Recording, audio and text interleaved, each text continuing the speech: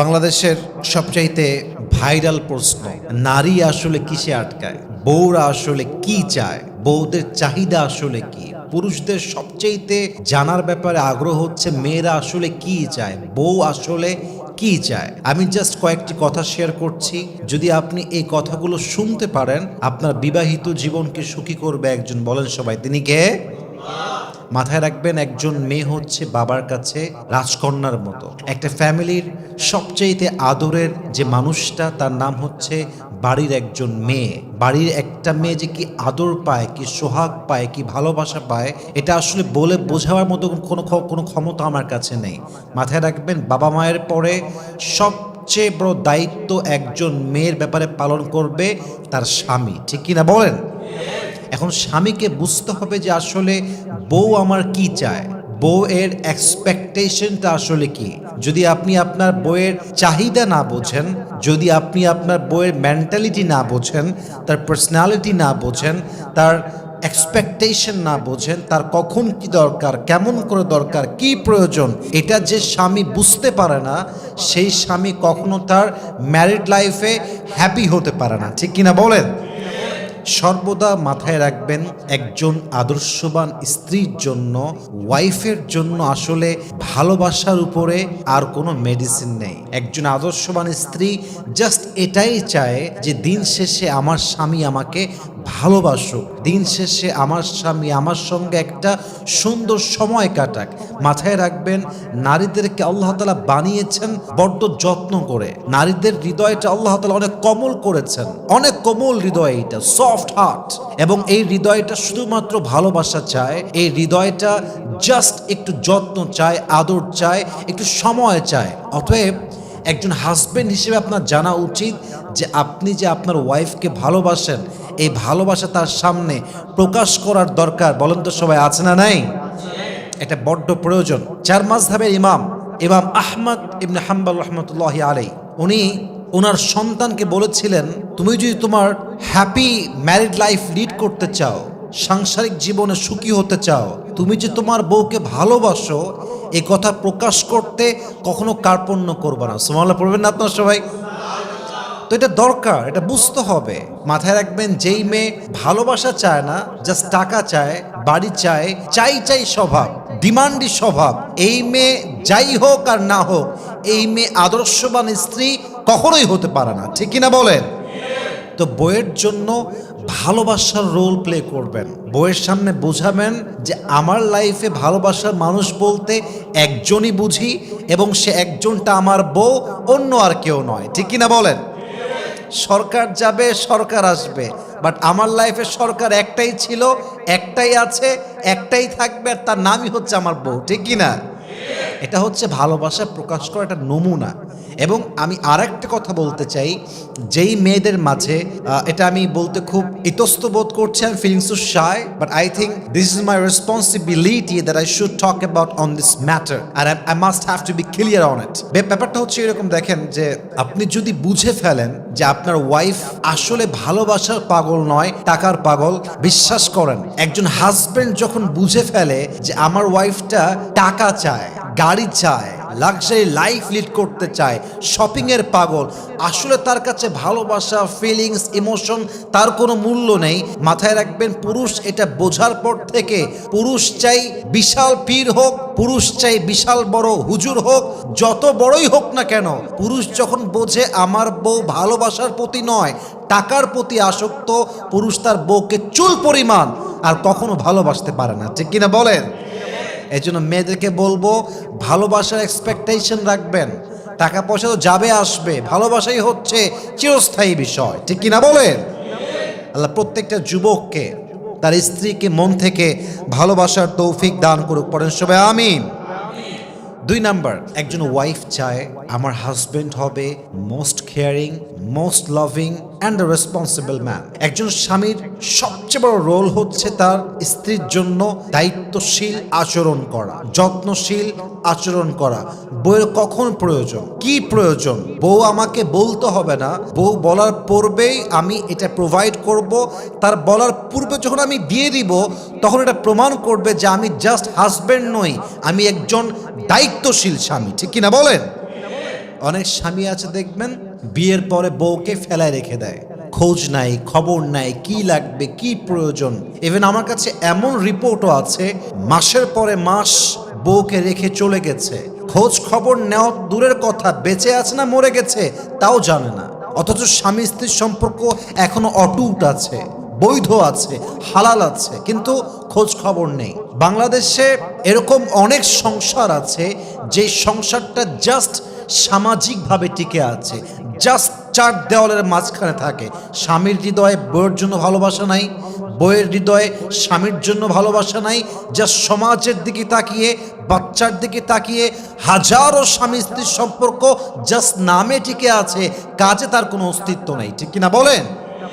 So আপনি এমন husband হবেন না যে হাজবেন্ড জাস্ট নামে হাজবেন্ড, আরে আপনি হবেন সেই স্বামী, আপনি হবেন সেই হাজবেন্ড যে হাজবেন্ডের অস্তিত্ব তার ওয়াইফের জীবনে এমন হবে, যদি হাজবেন্ড জাস্ট কয়েকটা ঘন্টার জন্য গায়েব হয়ে যায় তবে ওয়াইফ যেন রিয়েলাইজ করতে পারে আমার স্বামী ছাড়া আমার জীবনটা এক পয়সার কোনো মূল্য নেই। ঠিক কিনা বলেন? You must have to be like that. You must have to be like that. এমন স্বামী হতে পারলে দুনিয়ায়ও দাম আছে, আল্লাহর কাছেও দাম আছে। এমন অনেক স্বামী আছে দেখবেন যে ওই স্বামী বাসায় না থাকলে ওয়াইফ খুশি হয়। রাগ করবেন না, আমার কথাটা বাস্তব কথা বলছি। এমন অনেক স্বামী আছে যে স্বামী কথা কম বললেই ওয়াইফ খুশি হয়, কারণ ওয়াইফ জানে এই স্বামী বাসায় আসলে জুলুম করবে, অত্যাচার করবে, নির্যাতন করবে, গায়ে হাত তুলবে। ইভেন অনেক ওয়াইফ তো দোয়া করে যে আল্লাহ স্বামী যেন বাসায় ফিরে না আসে, বাসায় না আসে। এটা এই জন্য নয় যে সে স্বামীকে ভালোবাসে না, এটা এই জন্য কারণ তার স্বামী এটা কোনো মানুষের বাচ্চা না, এটা জানোয়ারের বাচ্চা। ঠিক কিনা বলেন?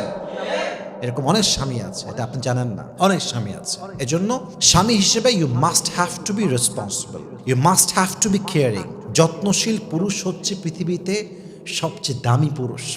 একজন আদর্শবান স্ত্রীর কাছে টাকাওয়ালা পুরুষের চাইতে, বড়লোক পুরুষের চাইতে যত্নশীল পুরুষের দাম হাজার লক্ষ কোটি গুণ বেশি। কারণ একজন আদর্শবান স্ত্রী জানে যে টাকাওয়ালার কাছে আমি হয়তো বা ভালোবাসার মূল্য নাও পেতে পারি, বাট যে যত্নশীল সে আমার ভালোবাসা, আমার যত্ন, আমার আদর, আমার মায়া, আমার যে এক্সপেকটেশন সেটাকে এত ভ্যালিউ দিবে তার কাছে থাকলে এটা আমি ফিল করতে পারবো আমি কোনো সাধারণ নারী নই, আমি একজন প্রিন্সেস, আমি তার জন্য একজন রাজকন্যা। ঠিক কিনা বলেন?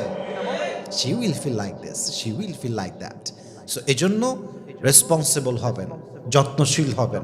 যত্নশীল যে পুরুষ নয়, দায়িত্ব নেওয়ার ক্ষমতা যার মাঝে নেই, সে ম্যান নয়, সে একজন বয়। আর বয়দের জন্য বিয়ে নয়, বিয়ে হচ্ছে ফর দ্য ম্যান, পুরুষদের জন্য। অতএব আজ থেকে আমরা নিয়ত করলাম আমরা কখনো আমাদের লাইফে ইররেসপন্সিবল হব না, আমরা সবাই রেসপন্সিবল হব, দায়িত্বশীল হব। বলেন সবাই ইনশাআল্লাহ। 3 নাম্বার, এই পয়েন্টটা মাথায় রাখবেন। একজন ওয়াইফ আপনার কাছে অনেক কিছু চাইবে না, ও চাইতে পারবে না। সমাজ, বাস্তবতা, সোসাইটি, কালচার, সিচুয়েশন অনেক কিছু বুঝে সে আপনার কাছে অনেক কিছু চাইবে না। আপনি আপনার সাধ্য অনুযায়ী আপনার ওয়াইফকে প্রত্যেক মাসে হাত খরচের টাকা দিবেন, কম হোক বেশি হোক, মিডিয়াম হোক, as much as you can provide. যা আছে তা দিবেন, 1000 দিবেন, 2000 দিবেন, বড় লোক আপনি 10,000 দিবেন, হাত খরচের টাকা দিবেন, তার দরকার আছে। এটা অনেক সময় আপনার দেওয়া হাত খরচের টাকা ওয়াইফ জমায় রাখবে এবং সেই টাকা দিয়ে আপনার ওয়াইফ আপনার বিপদে সাহায্য করবে, এটা নামই হচ্ছে ওয়াইফ। ঠিক কিনা বলেন? একটা কথা আপনারা রিয়েলাইজ করেছেন কিনা দেখেন, আমরা জাস্ট নামে বলি যে বউ হচ্ছে আমাদের জীবনের সবচেয়ে বেশি জ্বালা, আমরা নামে বলি যে বউ হচ্ছে আমার জীবনে সবচাইতে বিরক্তিকর জিনিস, কিন্তু বাস্তবতা হচ্ছে এটা জাস্ট মুখের কথা। বিপদে পড়লে, কষ্টে পড়লে, অসুস্থ হলে, রোগী হয়ে গেলে, বিছান ধরা হয়ে গেলে একমাত্র বউ ছাড়া আশেপাশের কাউকে হারিকেন দিয়ে খুঁজে পাওয়া যায় না। ঠিক কিনা বলেন? তা আপনি যদি আপনার ওয়াইফকে হাত খরচের টাকা দেন, এটা আপনার জন্যও লাভ, তার জন্যও লাভ। কখন কোথায় লাগবে, কেমনে লাগবে, এটা কে জানে। অতএব ব্যক্তিত্ববোধ হচ্ছে দিবেন। আচ্ছা, আমি বলছি না লাখ টাকা দিবেন, আমি বলছি দেন, 1000 দেন, 2000 দেন, বাট তাকে একটা হাত খরচ দিবেন। কারণ আপনার ঘরে আসার পূর্বে সে তার বাবার রাজকন্যা ছিল, আর তার বাবা তাকে এত কিছু দিয়েছে যা তাকে বলতে হয় নাই, তার বাবা নিজের থেকেই দিয়ে দিয়েছে। ঠিক কিনা বলেন? এটা খেয়াল রাখবেন। হাত খরচের টাকা দিবেন বউকে, চিপটামি করবেন না। অনেক স্বামী আছে, হ্যাঁ, 1 নাম্বার হারকিপটা, হেবাড়ার সব জায়গা টাকা বের হয়, আর বউ চাইলে বাহানা শুরু হয়ে গেল, আর এই সমস্যা ওই সমস্যা, मैं गरीब हूं, मैं बहुत गरीब हूं। হ্যাঁ, আমি গরিব, বাপ গরিব, দাদা গরিব, আমার মতো গরিব এই দুনিয়াতে কেউ নাই। জঙ্গলে আমার বাড়ি, আমার কোনো টাকা পয়সাই নাই। বউয়ের বেলায় চিপটা হয়, বোনের বেলা টাকা বের হয়, মায়ের বেলা টাকা বের হয়ে যায়, বাপের বেলা টাকা আরো বেশি বের হয়, সবার জন্য টাকা বের হয়, বউয়ের জন্য 2 পয়সা বের করতে চায় না। এরকম স্বামী আছে না নাই বলেন? বইয়ের জন্য খরচ করলে আল্লাহ রিজিকে বরকত দেয়। বইয়ের জন্য খরচ করলে আল্লাহ আপনার রিজিকে আরো বেশি স্বচ্ছতা দান করে। বইয়ের জন্য খরচ করলে আল্লাহ আপনার জীবনটাকে একদম বরকত দ্বারা ভরপুর করে দিবে। সুবহানাল্লাহ পড়েন সবাই। এই জন্য বউকে হাত খরচ দিবেন। আর একটা পয়েন্ট মাথায় রাখবেন, ওয়াইফের প্রতি অনেস্ট অ্যান্ড লয়াল হতে হবে। সত্য কথা কি জানেন, পুরুষদের মন এক নারীতে আসক্ত হওয়া খুব বড় বিগ চ্যালেঞ্জ। কেন জানেন? কারণ যে পুরুষদের জন্য জান্নাতে 70,000 হুর থাকবে, সেই পুরুষ দুনিয়ায় এক নারীতে আসক্ত হবে কেমন করে? ঠিক কিনা বলেন? এটাই বাস্তব। আমি সেদিন একটা বয়ান শুনছিলাম, নাম হচ্ছে Junaid Jamshed, was a singer in Pakistan, then he became Islamic scholar, Islamic দায়ী। তো তিনি বললেন যে এক লোক আমাকে বলছে যে ইনসান मर्द जो होता है वो सिर्फ एक लड़की की तरफ एडिक्टेड क्यों नहीं हो सकता। প্রশ্ন হচ্ছে যে আচ্ছা বলেন তো, একজন পুরুষ কখনো এক নারীতে আসক্ত হয় না কেন? তো উনি জবাব দিয়েছিলেন, খুব অসাধারণ একটা জবাব দিয়েছিলেন। উনি বললেন যে जहां पे मर्द को जन्नत में 70,000 हूरे मिलेंगे, तो जिसके पास जन्नत में 70,000 हूरे होंगे वो एक लड़की से कैसे गुजारा कर सकता है। तो যার জান্নাতে 70,000 হুর আছে, সে একটা মেয়ে দিয়ে কেমনে চলবে? তো বাস্তবতা হচ্ছে এই পুরুষ যতই বলুক এটাই পারফেক্ট, এটাই চাই, এটার প্রতি আসক্ত, বাট পুরুষের চোখ আর পুরুষের মন আসলে সহজে এক নারীতে আসক্ত হতে পারে না। ঠিক কিনা বলেন? This is the character of man. এটা হচ্ছে পুরুষের স্বভাব, এটা পুরুষের নেচার। এর মানে যে পুরুষ খুবই খারাপ তা নয়, পুরুষের নেচারটাই হচ্ছে এরকম। আল্লাহ তাআলা আমাদেরকে বোঝার তৌফিক দান করুন, পড়েন সবাই আমিন। তাহলে ওয়াইফের প্রতি অনেস্ট অ্যান্ড লয়াল হতে হবে। যে স্বামী গাদ্দার, যে স্বামী বেঈমান, হয়তোবা সে সাময়িকভাবে জিতে যাবে, হয়তোবা সে সাময়িকভাবে বিজয় অর্জন করবে, বাট মাথায় রাখতে হবে যে অনেস্ট না, যে লয়াল না, তার জন্য পৃথিবীর কোথাও সম্মান নাই, সুখ নাই, শান্তির সন্ধান সে খুঁজেই পাবে না। ঠিক কিনা বলেন? এজন্য আমার প্রিয় ভাইরা, be honest and loyal to your wife. আর একটা বিষয় খেয়াল করেন, নবীজি কতটা লয়াল ছিলেন, এটা অনেকে আমরা ভুল ব্যাখ্যা করি। ভুল ব্যাখ্যা কেমন করে? খুব খেয়াল করবেন এই পয়েন্টটা। আমরা 4 বিয়ের কনসেপ্টকে in a wrong way highlight করি। ইভেন বেশিরভাগ ক্ষেত্রে 4টা বিয়ে করা, আমার কথা রাগ করবেন না, বেশিরভাগ ক্ষেত্রে পুরুষ 4টা বিয়ে করতে চায় কোনো অসহায় মেয়েকে সাহারা দেওয়ার জন্য নয়, বরং বেশিরভাগ পুরুষ 4টা বিয়েকে সুন্নত হিসেবে খুবই স্ট্রংলি রিপ্রেজেন্ট করে। ইটস জাস্ট বিকজ তার নারীর প্রতি জাস্ট অ্যাট্রাকশন আছে, এবং কোনো অসহায় নারীকে নয়, বিধবা নারীকে নয়, ডিভোর্সি নারীকে নয়, বরং পুরুষ 4টা বিয়ে করতে চায় বেশিরভাগ ক্ষেত্রে মনের খাহেশাত মেটাবার জন্য। ঠিক কিনা বলেন? I don't measure everyone equally. আমি সবাইকে একই পাল্লায় মাপছি না, but maximum people they are like that. কিন্তু আমরা বেশিরভাগ ক্ষেত্রে এটা বলি যে নবীজি 11টা বিয়ে করেছে, আমি কেন বিয়ে করতে পারবো না অনেক বেশি?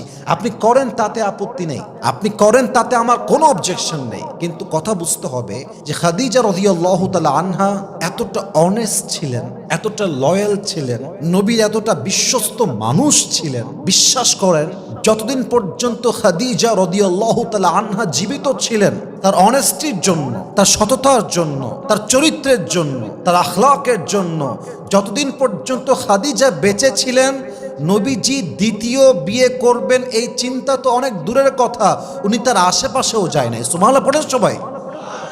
তো আমি এই কথা সবাইকে বলতে চাই, আপনার প্রথম ওয়াইফ যদি অনেস্ট, লয়াল, কেয়ারিং, লাভিং হয়, দায়িত্বশীল হয় এবং বিশ্বস্ত, most important is she is honest and loyal. এমন বউ যদি আপনি পেয়ে যান, ডান বাম করবেন না, আজীবন এক বউ নিয়ে জীবন কাটাবেন, দুনিয়াতেও সেই বউ, জান্নাতেও সেই বউ। সুবহানাল্লাহ পড়েন সবাই। অবশ্যই ওয়াইফের প্রতি অনেস্ট অ্যান্ড লয়াল হওয়ার চেষ্টা করবেন। সর্বশেষ একটা কথা বলতে চাই, একজন ওয়াইফ চায় যে আমার হাজবেন্ড মাঝে মাঝে আমাকে গিফট করুক, আমাকে সারপ্রাইজ দিক। এটা দরকার আছে। ভালোবাসা কখন পারে জানেন? যখন আপনি গিফট দেন, সারপ্রাইজ দেন। হাদিসে এটা আসছে যে হাদিয়া, গিফট, এটা ভালোবাসা বাড়িয়ে দেয়, এটা আকর্ষণ বাড়িয়ে দেয়, এটা টান বাড়িয়ে দেয়। ইভেন অনেক সময় গিফট করা আপনার ভালোবাসার লেভেলকে এত দূর পর্যন্ত নিয়ে যায় যে জান্নাতের সাথী পর্যন্ত বানায় দেয়। সুবহানাল্লাহ পড়বেন না আপনারা সবাই? গিফট কেমন করে দিবেন? এটা খুবই সিম্পল ট্রিক্স। যে কোনো কিছু হতে পারে। অলওয়েজ যে আপনার কয়েক লাখ টাকার শাড়ি কিনতে হবে, the matter is not like that. আপনি চাইলে একটা চকলেট নিয়ে আসতে পারেন, আপনি চাইলে ওয়াইফের জন্য জাস্ট একটা গোলাপ ফুল নিয়ে আসতে পারেন, আপনি চাইলে আপনার ওয়াইফকে অনেক কিছু দিয়ে সারপ্রাইজ করতে পারেন। আপনার ওয়াইফ রাগ করে আছে, তাকে গিয়ে আপনি একটা গান শোনাতে পারেন, রোমান্টিক কবিতা বলতে পারেন। ইভেন আপনার ওয়াইফ জানেও না যে আপনি গান করতে পারেন, যতভাবেই হোক। ইভেন এটাও আছে, এই মাসলা আমি রিসেন্টলি শুনলাম যে বউয়ের সামনে গান গাওয়া যায়। বউকে হ্যাপি করার জন্য, রোমান্টিক মুডের জন্য বউয়ের সামনে গান করা যায় আছে। সুবহানাল্লাহ পড়বেন না আপনার সবাই? ইভেন বউ এমন একটা জিনিস যার সামনে গান গাওয়া যায় আছে, এর সামনে মিথ্যা বলাও যায় আছে। মিথ্যা যদি বলতে মনে চায়, বউয়ের সামনে ইচ্ছা মতো মিথ্যা বলবেন। যত মিথ্যা দুনিয়ায় আছে সব বউয়ের সামনে বলবেন, কারণ বউয়ের সামনে সব মিথ্যা ক্ষমা করে দিবে একজন, তিনি কে? কিন্তু এটা বউকে খুশি করার জন্য বলতে হবে, সম্পর্ক টিকিয়ে রাখার জন্য বলতে হবে। অতএব এই যে কয়েকটা মেসেজ দিলাম, যত্নশীল হওয়া, দায়িত্বশীল হওয়া, ভালোবাসা প্রকাশ করা, হাত খরচে টাকা দেওয়া, ওয়াইফের প্রতি অনেস্ট অ্যান্ড লয়াল হওয়া, এবং সর্বশেষ ওয়াইফের জন্য সারপ্রাইজ দেওয়া, গিফট দেওয়া। আল্লাহ সবাইকে এই তৌফিক দান করুক। আমরা সকলে জবান খুলে দিল খুলে পড়ছি আমিন।